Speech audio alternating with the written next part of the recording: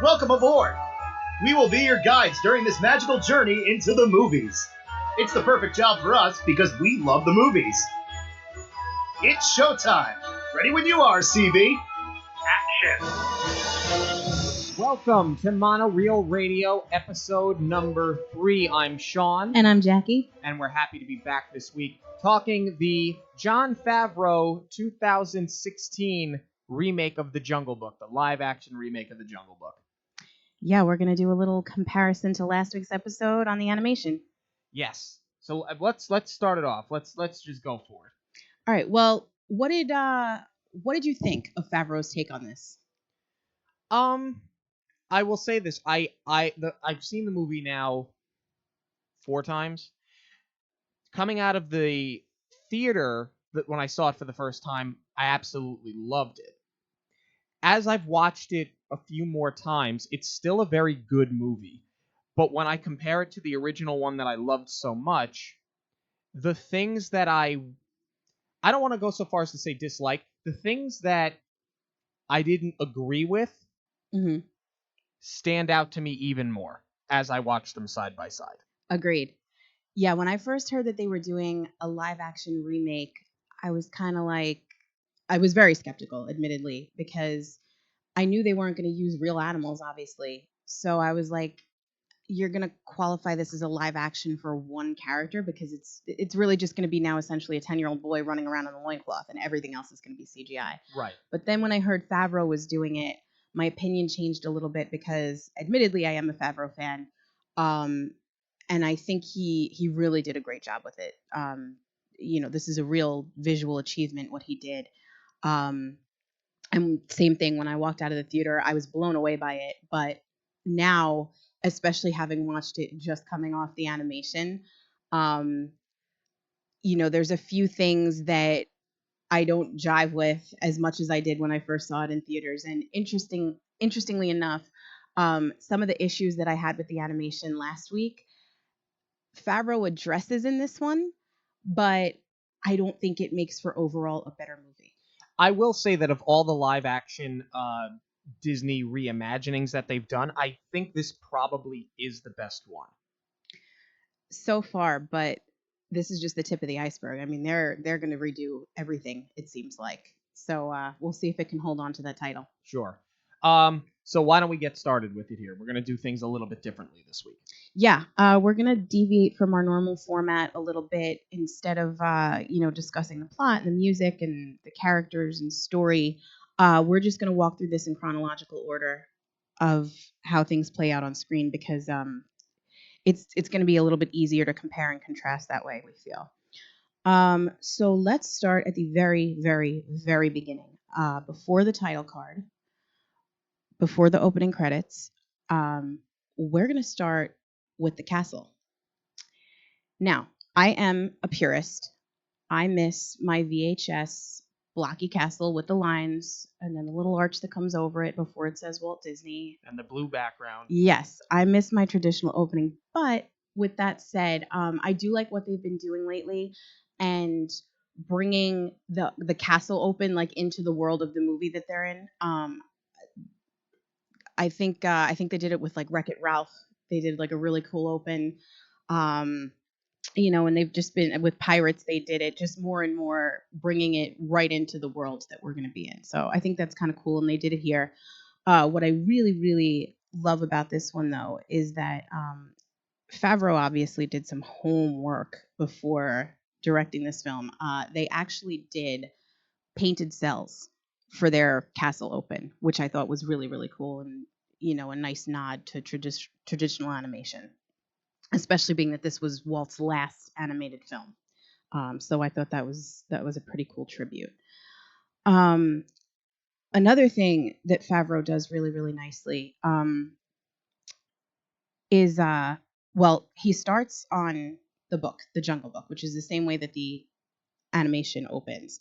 But what's cool is that they got the actual prop book from the original Jungle Book. Out of the Disney archives. Yeah, and they were the only ones who were allowed to touch it. They didn't even let Favreau touch the book. He kind of makes it, dance and move a little bit in the beginning. He wasn't even allowed to do that. It had to be the archivist touching it. So I thought that was pretty cool. But I like that they still open with the book. Right, and they said that it was the multi-plane. Right. Well, they open the book same way as the animation, and they start with the hand drawn, and then they kind of move into the live action. And the way that they do that, we didn't get to mention this last week, is that Walt Disney developed the multiplane camera, and it's what gives Disney animation so much depth. So what they do is they basically layer the cells. If you've been to One Man's Dream at MGM, which is no longer there, you can see the whole rig and the setup of one of the first films that they used this technology on. It was called The Old Mill. And basically, you had the first cell was your background, it was a painted cell of an old mill. And then your next cell was all this foliage. And then on top of that, there was a spider web, and then your fourth cell was a spider. And what they do is they stack them vertically, and then they shoot the camera down at these cells, and the way that they move the camera through, it creates a lot more depth. So thank you everyone for indulging my nerdiness as I explain this. There's actually a video of Walt himself explaining it, which I'm going to post on the Twitter and Facebook, so you can actually, get more of a visual of what I'm talking about and how the technology is used. But what's really, really cool is that Favreau studied this technology, and he wanted to use it to make the Jungle Book 3D. And when I initially heard about this, I kind of rolled my eyes and I was like, we don't need 3D. It would, at the time, I feel like there was just too much out there, and I was like, I don't want to see all this jumping out at me. But what he did was he used the 3D in such a way to create that same depth. And what he said in an interview was that he wouldn't use it any more or less than Walt would have. And he just, made it lend to the visual instead of using it as a sight gag, which I thought was really, really cool. So you can see an example of that right from the opening credits. Once they pull out of the castle, it kind of moves back into the jungle, and you can see the layers and layers of trees and bushes and brush and all those things. And you can kind of tell where it transitions because it looks kind of CGI'd, and the camera pulls out, and then it goes back in, and now you're in the live action. And it's blended so seamlessly, and it's just such a cool shot. And I love that within about 30 seconds of screen time, Favreau kind of tips his hat twice to the original, which is really, really cool. Yeah. And the movie starts very differently than the animated feature does. The animated feature kind of starts with Bagheera finding Mowgli in the basket and bringing him to the wolf den. In this movie, it starts with Bagheera is doing his narrative the same way he did it in the animated film, but you see Mowgli running through the jungle with the wolf pack. He's sort of like in wolf training. Right, and you're starting Mowgli at age 10 instead of seeing him as a baby. Glad they stuck with Bagheera as the narrator. I had said it last week. I think he's really the only character that experiences this journey with Mowgli from beginning to end. I feel like he's really the only one who can do it. He's the default, so that works. And you've got Ben Kingsley voicing Bagheera, which I thought was a really cool choice. Yeah, I will say the casting of this movie was wonderful. I mean, it was done perfectly. Yeah, I really liked some of the choices that they made as far as the cast. So, as we introduce the characters, we'll give you who voiced them. So yeah, I don't know that I like that they started Mowgli at age 10. I mean, I kind of like that we see him bonding with the wolves right away, but I don't know that it makes for a better hook into the story, not seeing how he was found as a baby and just kind of hearing that laid out in the narration. Yeah, I mean, they come back to it later on with Ka, but here's the thing, like I understand they don't want to necessarily do a shot-for-shot remake of these animated features, and I also know that Favreau wanted to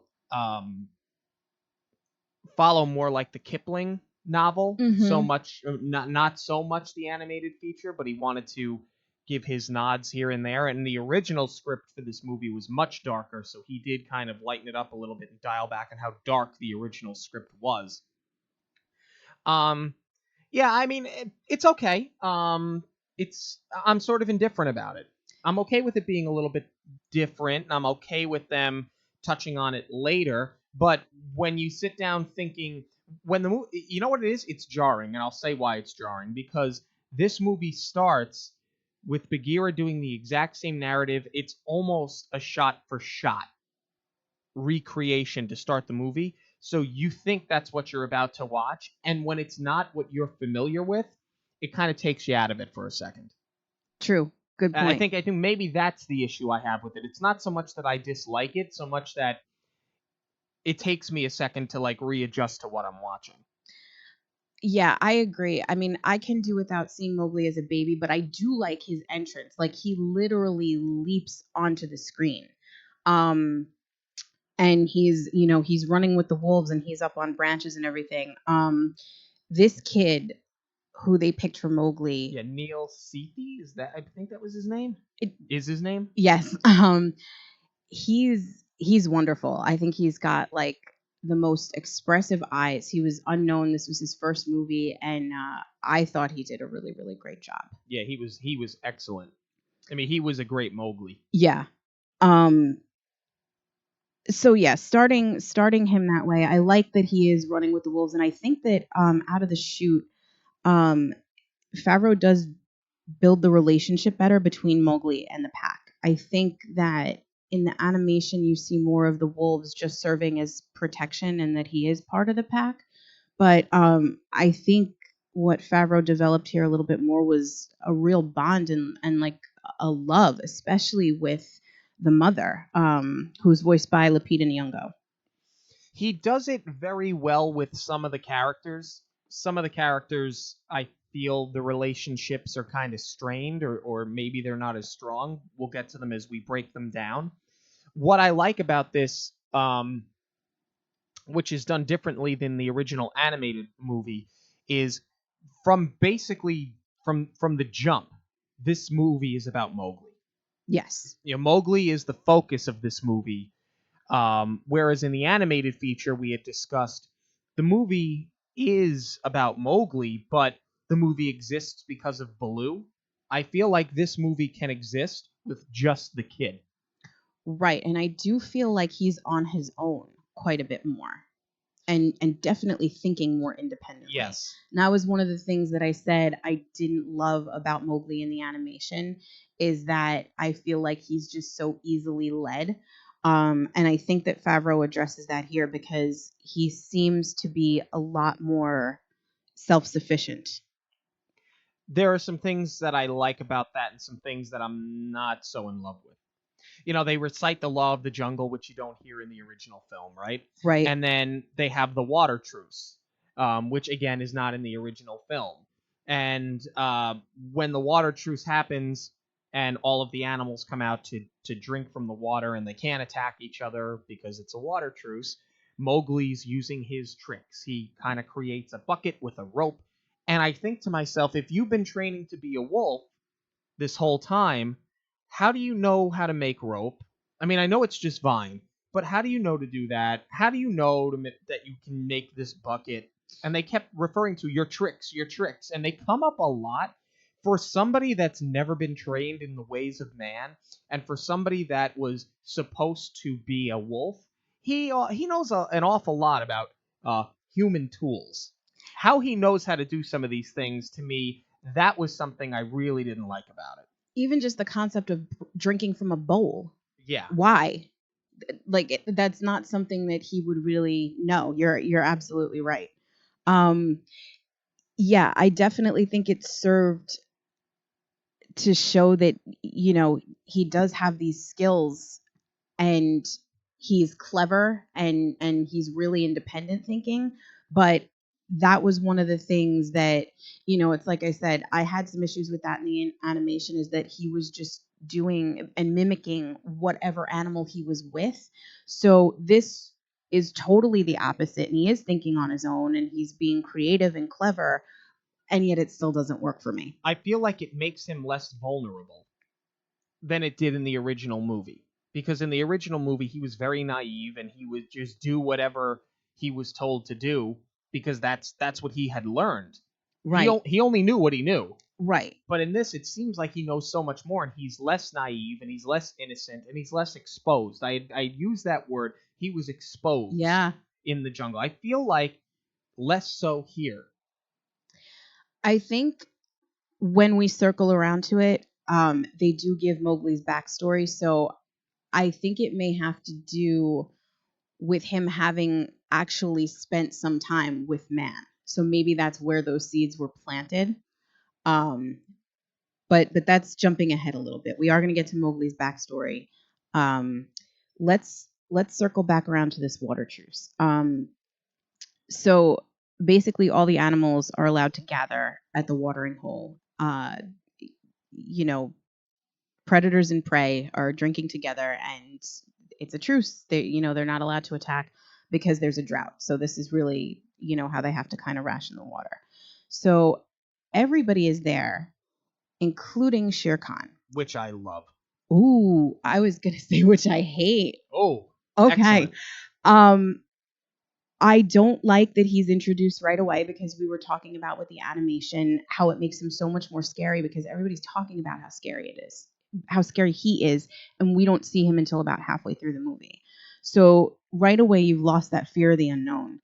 And I don't think that he would ever obey this truce. I think that if this was the animated one and they were all gathering around a watering hole, he would be like, "Oh, look, dinner and like 7 courses."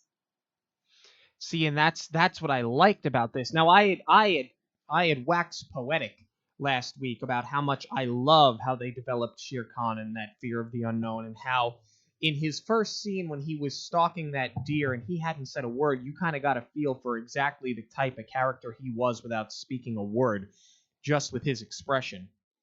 But I like the fact that he appears much earlier, sporting that burn scar, which they point out. So out of the gate, he's got something against man, because obviously he was the victim of an attack. I like the fact that he shows up. I like the fact that, like, from go, this movie is more about him and Mowgli. Yeah. And it works for this version of the film. Yeah. It would not have worked for the animated version of the movie. But remember, the entire reason why they're trying to get Mowgli back to the Man Village is because of Shere Khan. The fear of the unknown worked in the animated feature, but this movie is so visual, I feel like you would have swung and missed had you not had him out of the gate. And I'll be honest with you about something. Character-wise, I like him in this movie more than I like Baloo. Wow. So I really think that was a really good idea. I love the fact that he obeys the water truce, because it shows that as aggressive as he is, for the most part, he still respects the law of the jungle, because he has an integrity and a respect for that environment and that community.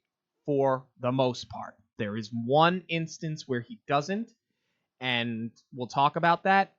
But I also like Idris Elba.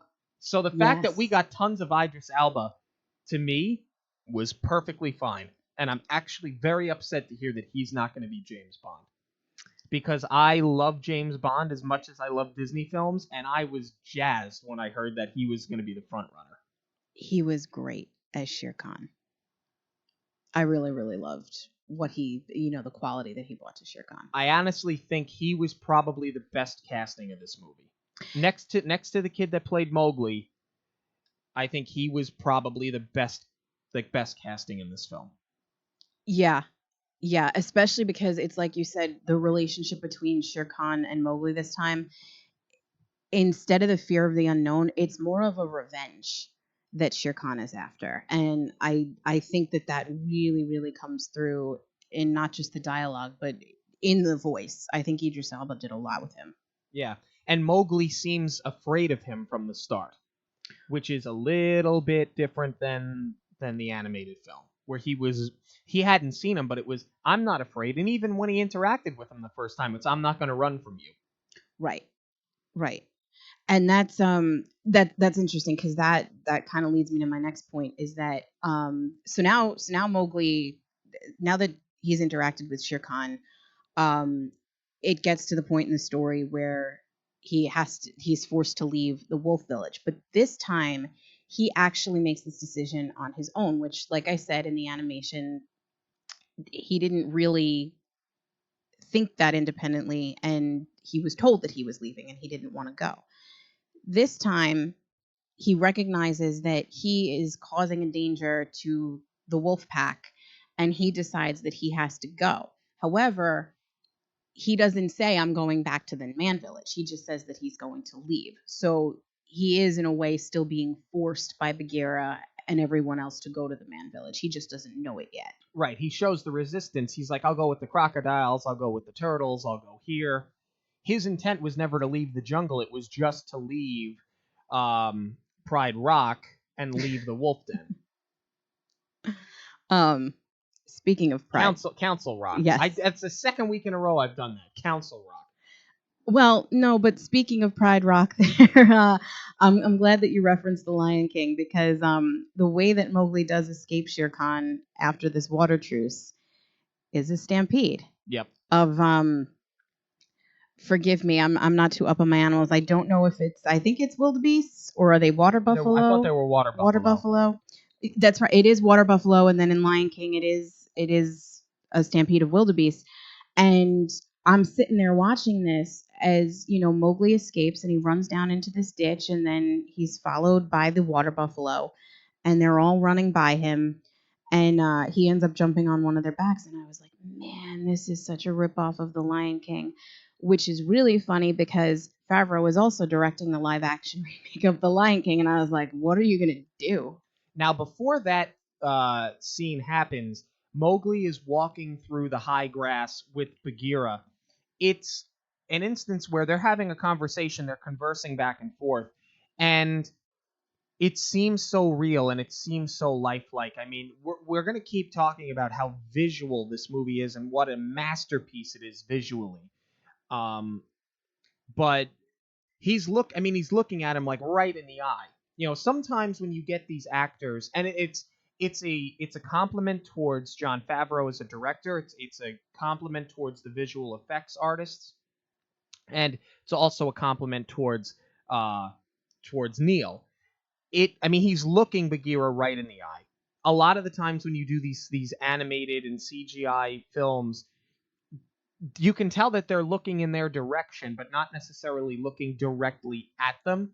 Part of that is because they used puppets in the production process, but they blended it so well. That was a scene and when he leaves the wolf pack and he goes to hug his mother and he's running his hands through her wet fur in the rain. Yeah, it looks so real.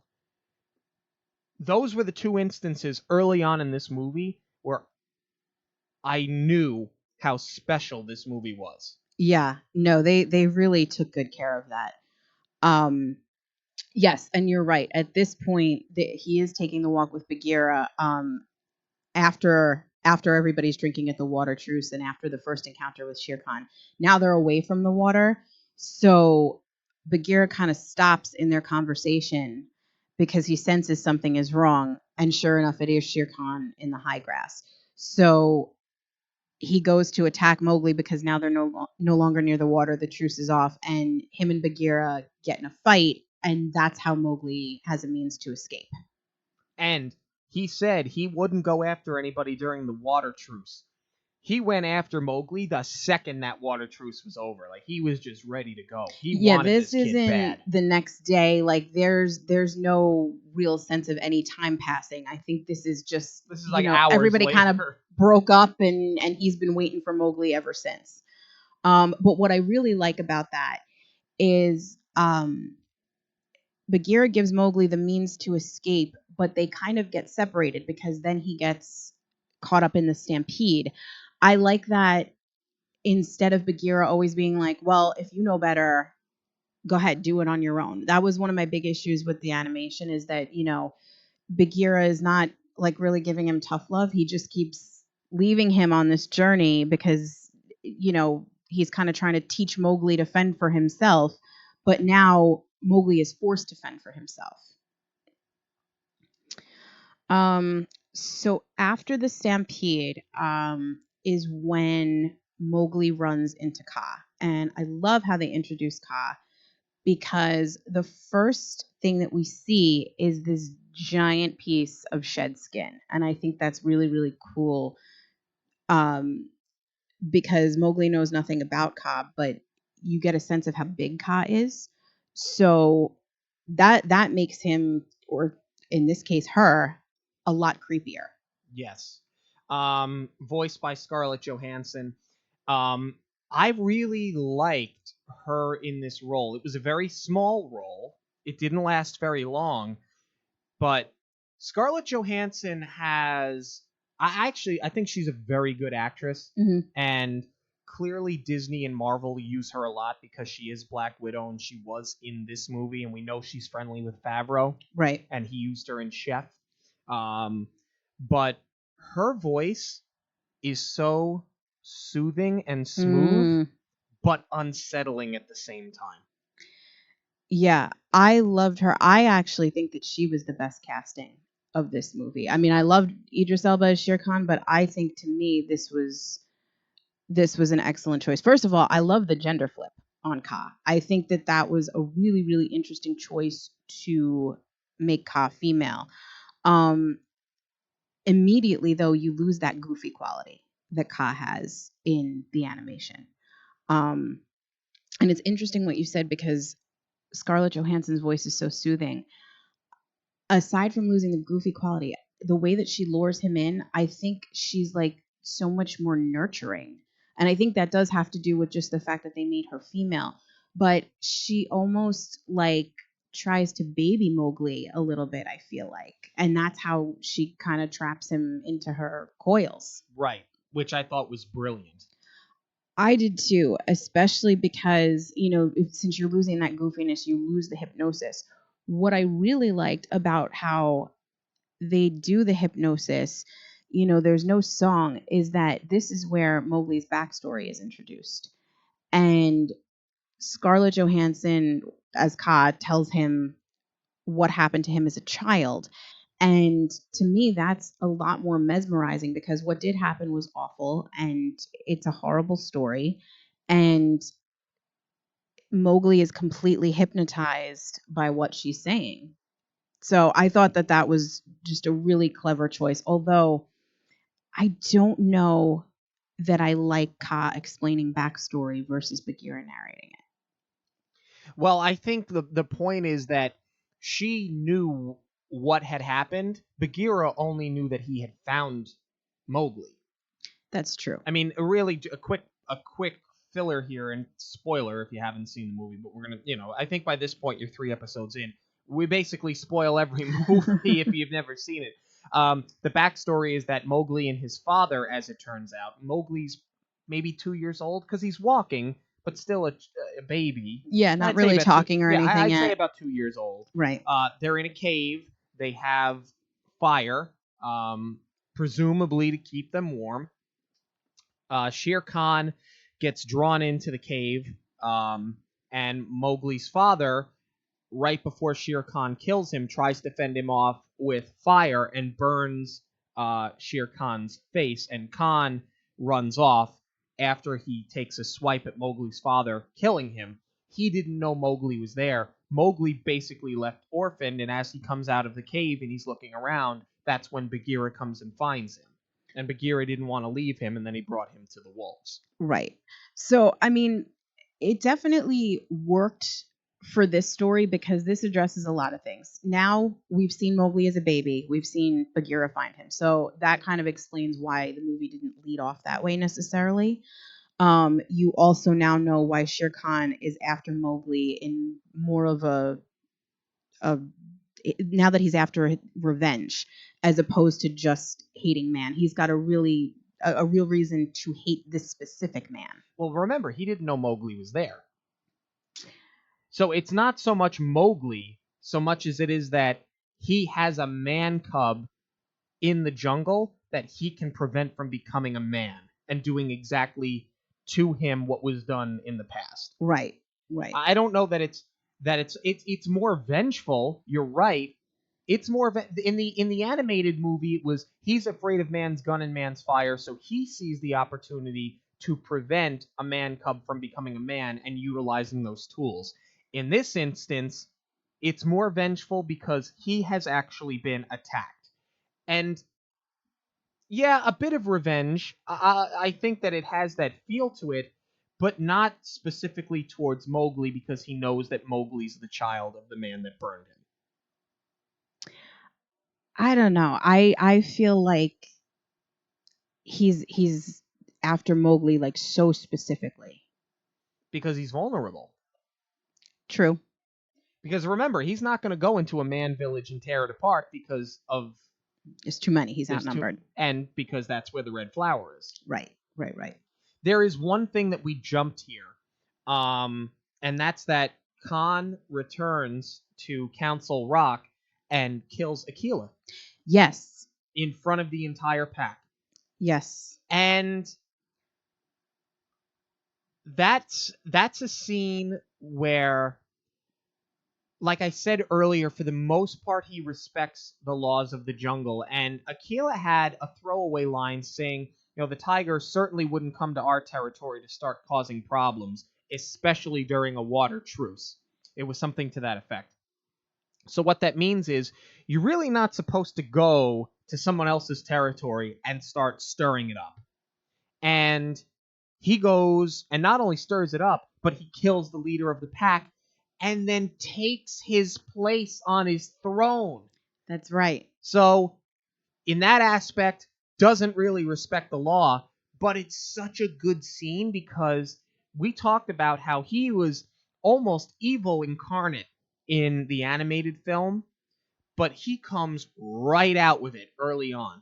Again, you know exactly who Shere Khan is, and there's another scene later where he's got the little cubs, and he's explaining a story to them, which is directed at their mother, and as the last one goes to walk away, he just puts a paw in front of it, as if he's got him trapped, just to scare her. Like, he's so evil, and he's so diabolical.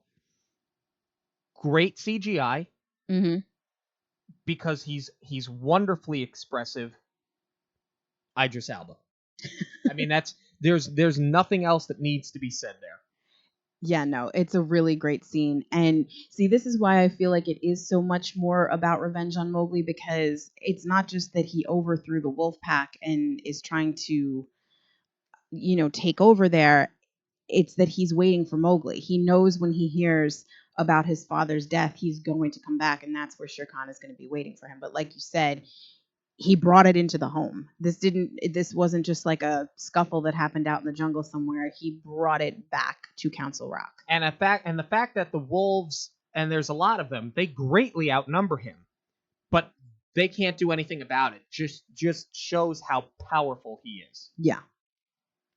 And then to get back into the scene with Ka then goes to eat Mowgli, and that's when Baloo shows up. Yeah. I think that this was a better entrance for Baloo, actually. And I think from there, that's about the last thing I like about this Baloo. Yeah, it is definitely a better entrance for Baloo. Bill Murray, I love Bill Murray. My favorite film of all time is Ghostbusters. I love Stripes. I love Groundhog Day. I love Scrooged. I have been watching Bill Murray my entire life. And I think for this version of Baloo, Bill Murray was great casting. Because in this film, Baloo is more of a swindler. A con artist. And a big-time con artist. And Bill Murray plays that really well. It's a very good adaptation of that character because of Bill Murray. But with that said, I really don't like Baloo. Exactly. I think it's a great casting choice, and I appreciate what they were doing and where they took it and where they went with the character. But a large chunk of last week's episode was talking about how much we love Baloo and how great of a character that he was, and what the voice actor brought to the character and how much input he had. Baloo is the heart and soul of the movie in the animation. That does not translate over here, and that's where the character falls apart for me. I agree with you 100%. I love Bill Murray as a casting choice, and when I heard that they got him, I was like, oh my God, this is going to be so great, because I really thought that he was going to be, this big goofy bear, and that's not what Baloo is at all. I mean, you still get that he's kind of a bum, and he just kind of, he's very laid back and he takes it day to day. But I don't really like that he's so conniving when it comes to Mowgli. The relationship between Baloo and Mowgli in the animated film, and the way that Baloo not only cared for Mowgli, he loved Mowgli. Yes.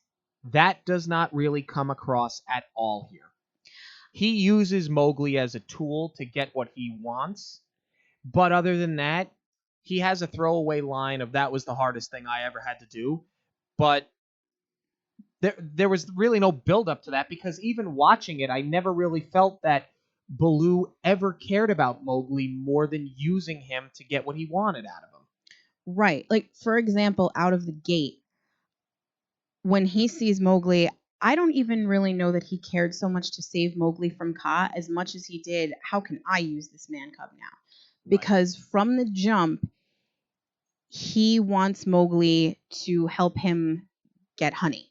Now, already, you've lost me, because we're not picking a prickly pear. We're going after honey. So there is a throwaway line where they say that Baloo is tricking the monkeys into helping him get this honey. It's high up on a cliff, and you can't really climb the cliff and access it from the top. So he uses Mowgli to get up there and just kind of knock some honey down. And the excuse that he gives him is that he needs to gather it for hibernation. And immediately I was like, well, Baloo doesn't care about planning ahead. Aside from the fact that we later find out, and you should just kind of know this, that bears in the jungle don't really need to hibernate. That's a winter thing. It doesn't really concern Baloo. Not in the Indian jungle. No. But I remember seeing that and laughing, and I was like, all right, that is kind of funny. It is funny, but I was like, Baloo doesn't care. Baloo doesn't plan 5 minutes ahead, let alone worrying about stocking up for the winter. I mean, as it turns out, it is just a device for him to trick Mowgli. So the way that Mowgli eventually does get this honey, and this is kind of what we were talking about before, is his man cub tricks. He devises like this whole apparatus where it's a pulley system. So he's kind of like sitting in a cradle, and Baloo pulls the one end, he rises up to the cliff, and he can knock off the honeycomb with sticks. And he made a saw out of it. Yeah. And he's got the flying squirrel helping, and he's got the hog helping. It's just, by the way, the flying squirrel and the hog, Sam Raimi and Jon Favreau. Yes. which was kind of funny. I mean, if I'm Jon Favreau, I'm putting myself in this film. Of course. Even if it's just a minor character, like, have a little fun with it. And I think he did. And again, I'm watching it going, but you've never been to the man village, and you're so against being a man because you want to be in the jungle. Why? How do you know how to make a saw? How do you know how to rig a pulley system? Like, it's just... It took me so far out of it, right, that it's very hard to recover from that. Right. And it's like we said before, when we do get Mowgli's little bit of backstory, he was 2. I don't think any of the skills that he employs here, as clever as they are, were learned when he was 2 years old. So it's not like you can even say, well, the time that he spent with his father was, that's where he got this from. I think it lends to showing how smart Mowgli is. But other than that, we didn't need it. Just like we did not need the bare necessities. I like a lot of the choices that Favreau made, but he bastardized this song. And I'm kind of salty about it. I feel like you're either going to use it or you're not. I know they didn't want this to be a musical, but you either use the song or you don't use the song. And the clip that you opted to use makes no sense. The portion of the song that they use is the part about the ants. When you look under the rock and plants, take a glance at the fancy ants, and that's when Baloo eats them. The other part of the song that they use is when Mowgli is sitting on top of Baloo as they're floating down the river. You're nowhere near ants. We need to see the ants if that's what you're singing about. This is like visual medium 101. If you're talking about it and if you're hearing it in audio, we need to see it visually. The fact that that's the part of the song that they use, it's so jarring. It brings me right out of it. But like, if you felt the need to put this song in there, why wouldn't, when you wanted the visual of them floating down the river, why wouldn't you use the prickly pear part of it? Like, you could have had them like kind of hanging off of vines or whatever, and Baloo's like picking the fruit as they're going along. Or if you're going to use it at all and you wanted that visual of him floating down the river with Mowgli like you had in the original film, you could just use the first verse of Bare Necessities and it would work much better. Right. And the other thing that was sort of odd was I felt like Mowgli was almost singing about the bare necessities to Baloo. Baloo is supposed to teach Mowgli about the bare necessities. Right. And there are parts where I feel like Mowgli's heard the song 100 times, but it's only the first time that we've heard it. Yeah. It was very strange. I mean, here's the thing. I do like that Favreau chose to incorporate the music, because otherwise, I know he was drawing from the Kipling book a lot more, and you do feel that tonally this is a much darker movie than the animation. So I think that the songs were a good choice so that you're giving the kids something to enjoy during this movie. I feel like a lot of the people that bought their kids to go see this movie obviously grew up on the Jungle Book. So I think you needed to give children something to enjoy about it. And I think that, you have to keep in mind it is a Disney movie. You can't go that dark with it. You do need some kind of comic relief. Though there was really nothing funny about this, I think that that's why they chose to include the music. But it was just, I don't know, for as much as I feel Favreau made such careful choices with everything, I really don't understand the method to the madness in this one. I'm okay with it being darker and not necessarily being geared towards little kids. There's nothing wrong with Disney taking the movies that we grew up on and making them grown up. Right. I'm cool with that. No problem with that at all. And it worked really well in Maleficent. And it worked well in this movie. But, for example, when I saw this movie with my dad, we talked last week about how the original animated feature was my favorite Disney animated feature. That's because I grew up on that movie. There was a story I meant to tell last week, but I'll save it for today. It actually, to play off of what you had mentioned about having to see the fancy ants. I was 4, my brother was 2 years old. We're in the backyard, and we're playing in the grass, and we had, sandbox and whatever. Oh, God. In our trucks. And my mom's out there, and my brother, there was an anthill, and there were ants crawling around, and my brother grabbed a couple of ants on his hand as my mother was sitting there, and he held them up to her, and he said, "Baloo," and then he ate them. That's a true story. All he said was Baloo, and then he ate them. Oh, Brian. Like my dad used to call me Man Cub. Like, that was like a nickname for me when I was little. We grew up on this. So when he and I went to go see it, we walked out. The first thing he said to me was, "It was good, but I wanted to hear the bare necessities." Yeah. It was the first thing he said. Yeah, no, like, if you're going to bother to put it in, it should have been full out. And it doesn't jive the piece of the song that they chose to use with the visual. And then Ben Kingsley comes back as Bagheera, and he has an interaction with Baloo, which is very funny. When bears don't hibernate, like it was good. Ben Kingsley was he was stoic, but he also had just the right bit of comedy. Yeah. Just the way he inflected things, because you could just hear him through the microphone pulling his hair out and throwing his hands down and getting so flustered. Ben Kingsley's bald. I understand he's bald, but I'm saying that's the visual. Yes. You get what I'm saying? He's exasperated. Yeah, like that's the visual. Yeah. Somebody's just pulling their hair out and throwing it down and kicking and screaming.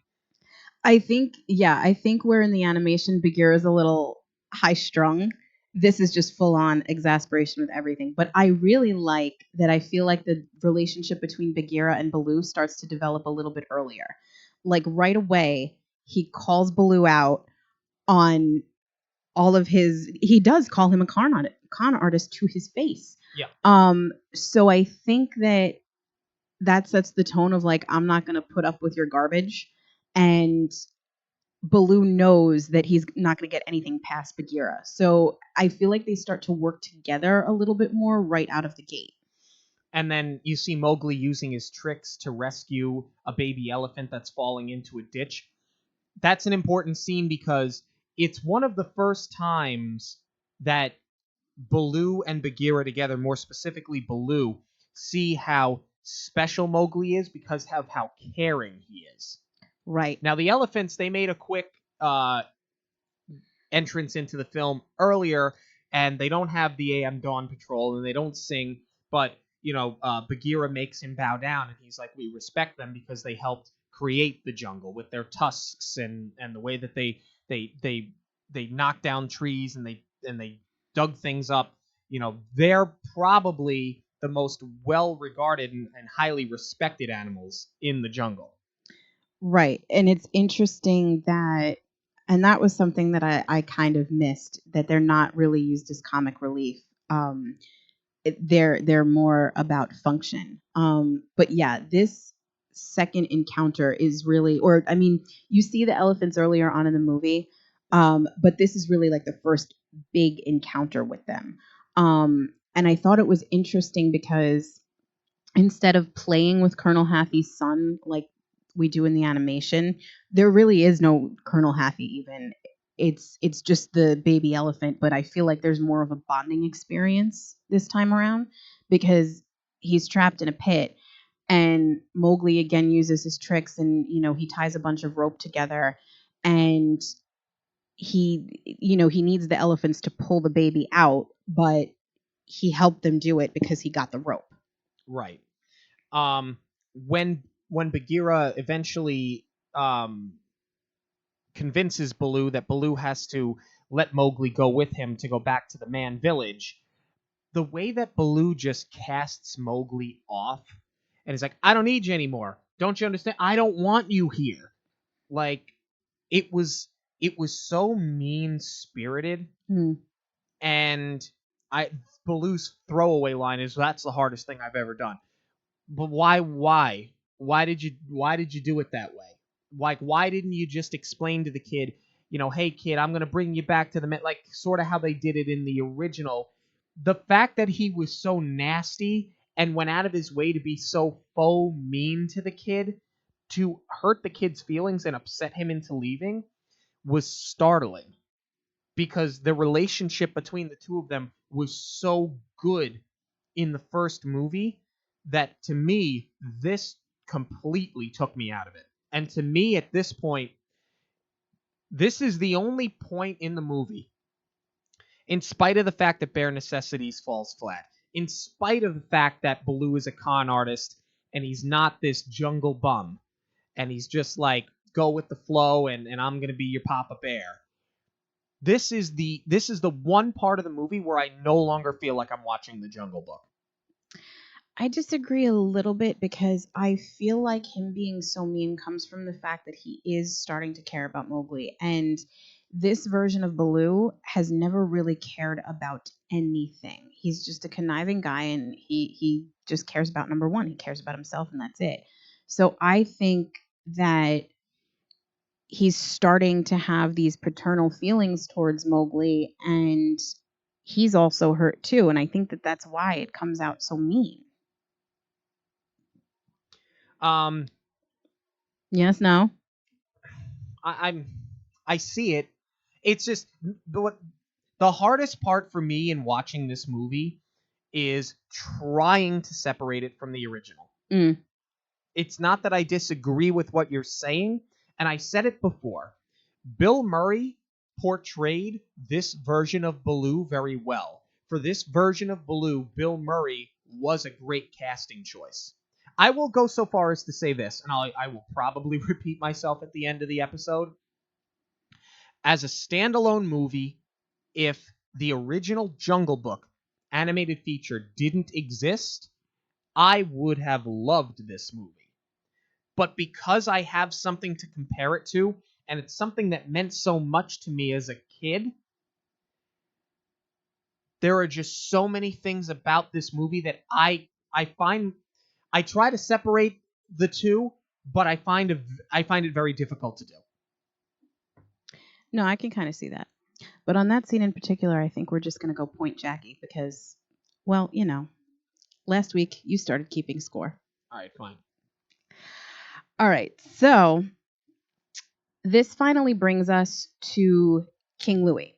Now, this is not the first time we see the monkeys in the movie. The monkeys actually make their first appearance when Mowgli runs into Kaa. And I really, really like that Favreau made that choice because that was one of the issues that I have with the animation is that how did King Louie even know that Mowgli existed and why? We know that he wants to make fire. We know that he has sought after Mowgli, but you're kind of missing the how and the why he's after him.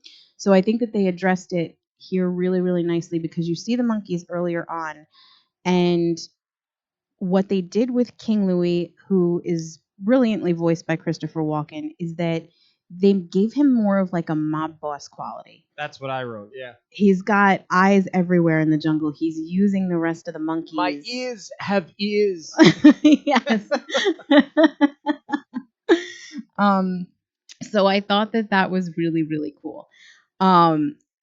I personally love this take on King Louie. I know that you're not really a fan of the size.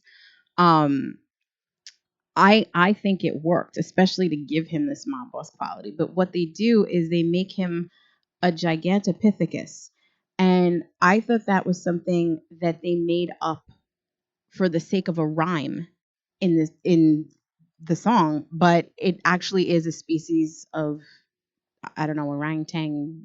I think it's extinct now. It is since extinct, but it was at one point a real species of monkey. And that too, the writers and Favreau as well, they really did their research because that was a species that was specific to that jungle, to that region that they were shooting in. I mean, you give them credit. As we stated before, they did do their homework. Absolutely. So one of the things that I love about the scene is that they actually do sing I Want to Be Like You. And I remember when I went to see this in theaters, I was like, is it asking too much to have Christopher Walken sing this song? And I really thought that they were going to leave all of the music out. So when I heard them bring it under, I freaked out. I was like, they actually got Christopher Walken to sing this. Now, we talk about how they didn't use the proper section, for lack of better terms, of bare necessities in the scene in which they used it, but they did it perfectly here. Yeah.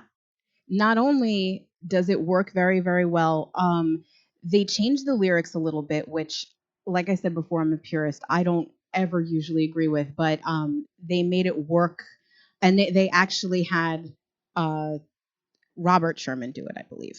Richard Sherman. I'm sorry. Yeah, they got him to rework the lyrics, and actually he was having a conversation with Favreau, and Favreau said the word Gigantopithecus, and he's like, hang on. And he starts rewriting the song, and some of the words are then made up to rhyme with Gigantopithecus, but it just works. It wasn't a complete departure from the original.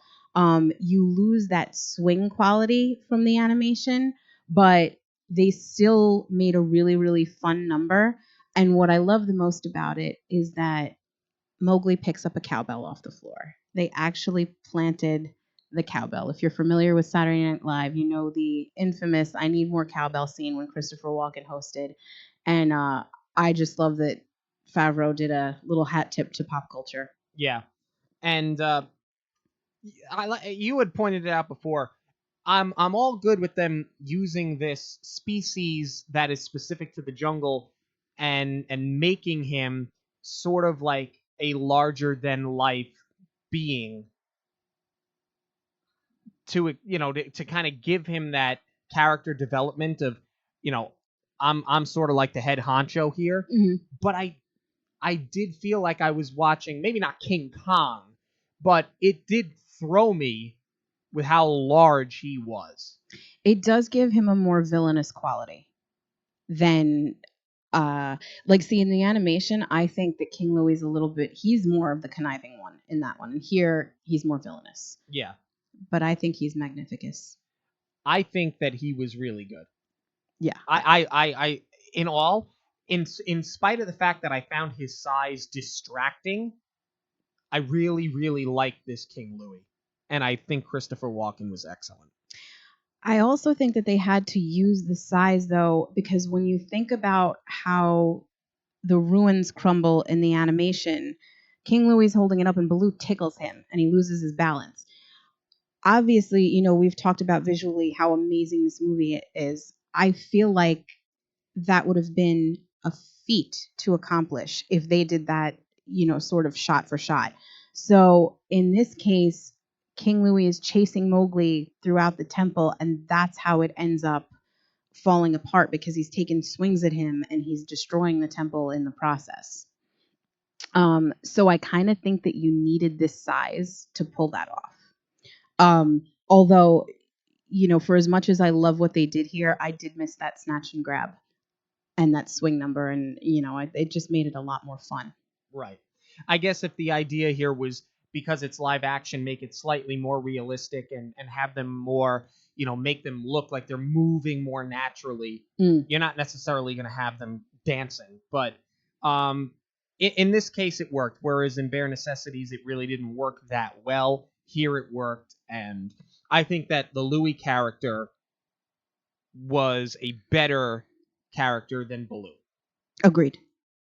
He's not, because he still has some of those King Louis qualities from the first movie.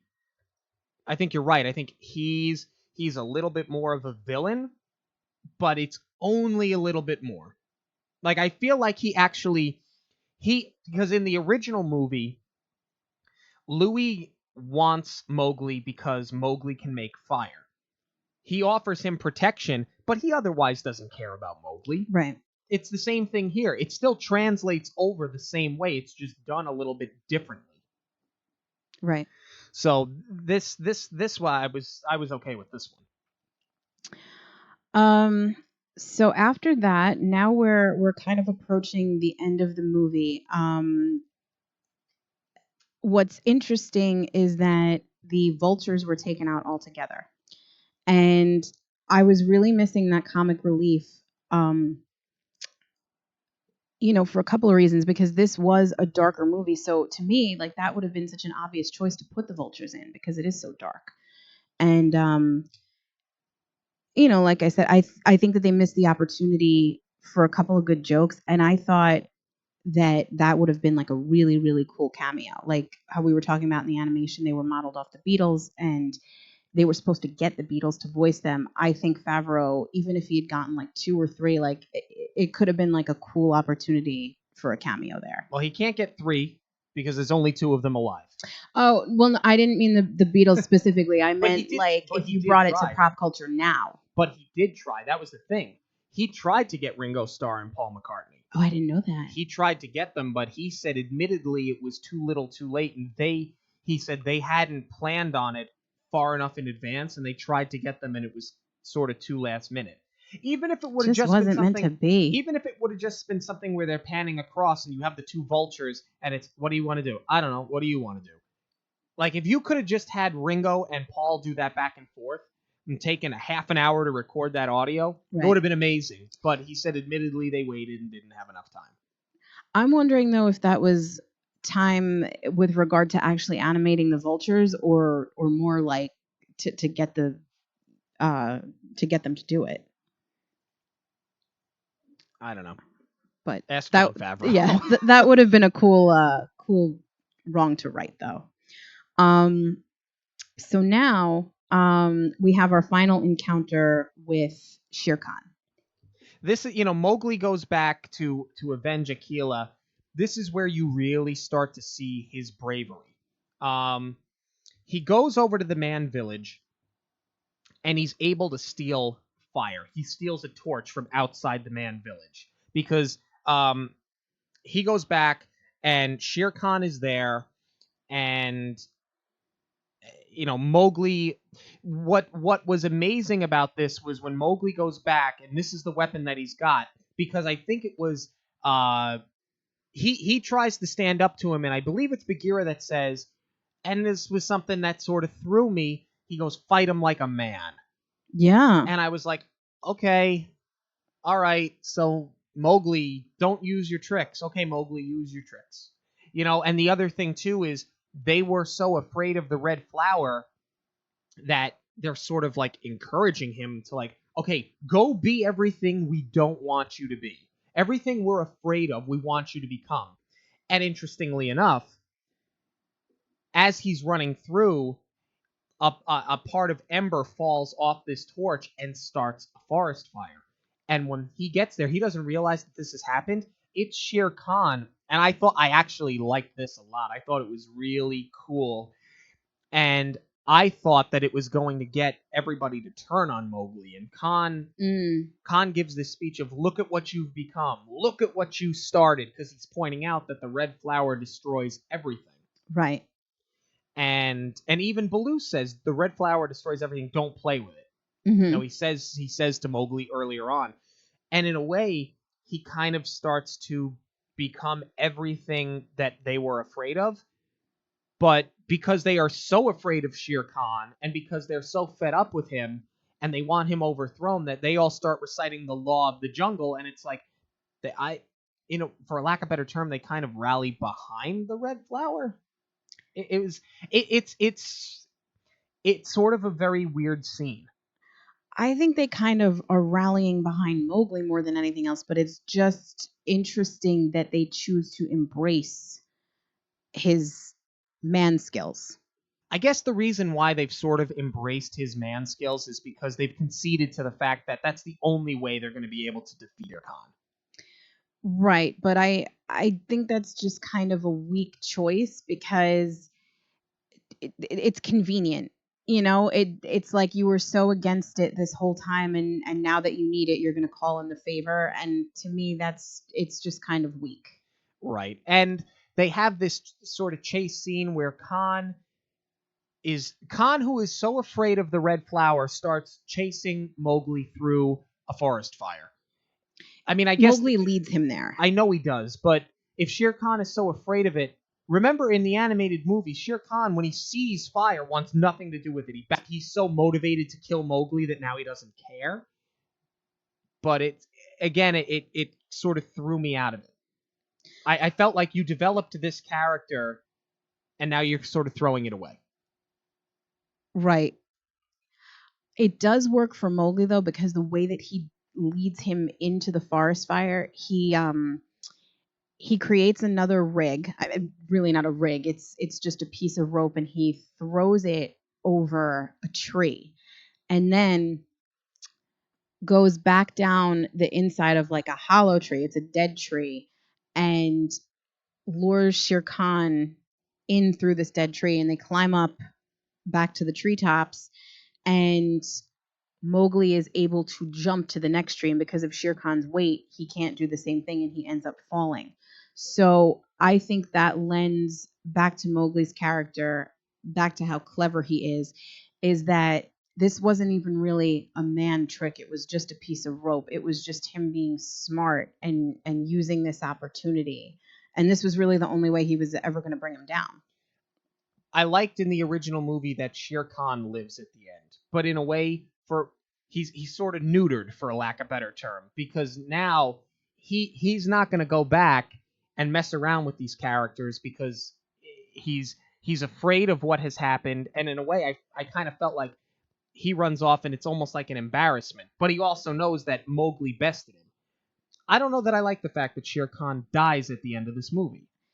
Yeah, because in the animation, it's like now he's going to respect the laws of the jungle. Yes, he learned a lesson. Yes, exactly. And this is just, well, I feel like this kind of lends to the way that they wrap up the movie, because this is probably the biggest deviation from the animation. I don't know, admittedly, I've not read the Kipling book, so I don't know if this stays true to what was written, but that's not what we're here to talk about. We're not here to compare it to the source material. We're here to talk about the movie on its own for what it is.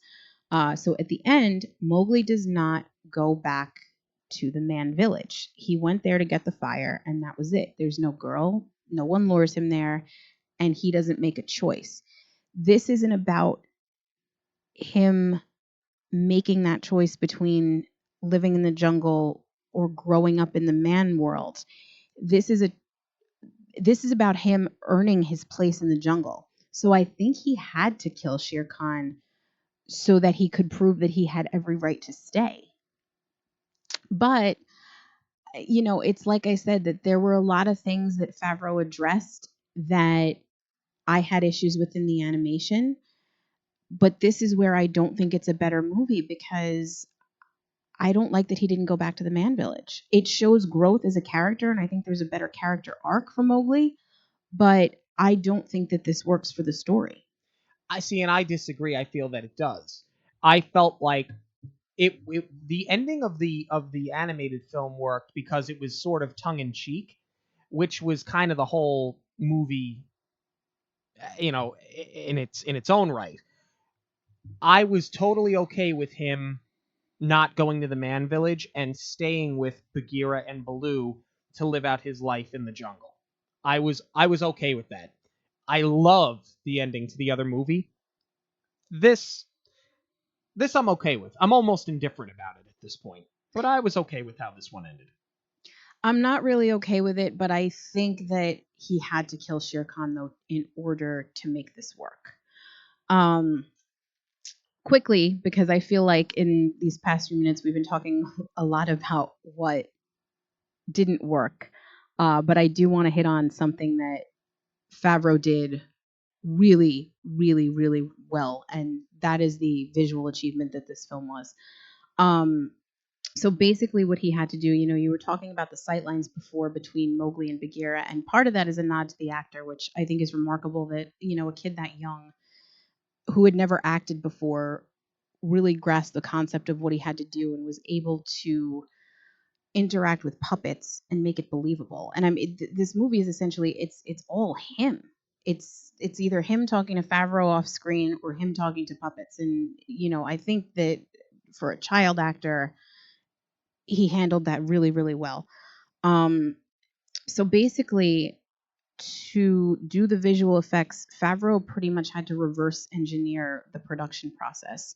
And he almost had to do his post-production first to show how the shots were going to look, and then in the shooting get that spatial relationship to show Mowgli versus like how big the characters were going to be, and to be able to create the sight lines where they needed to be.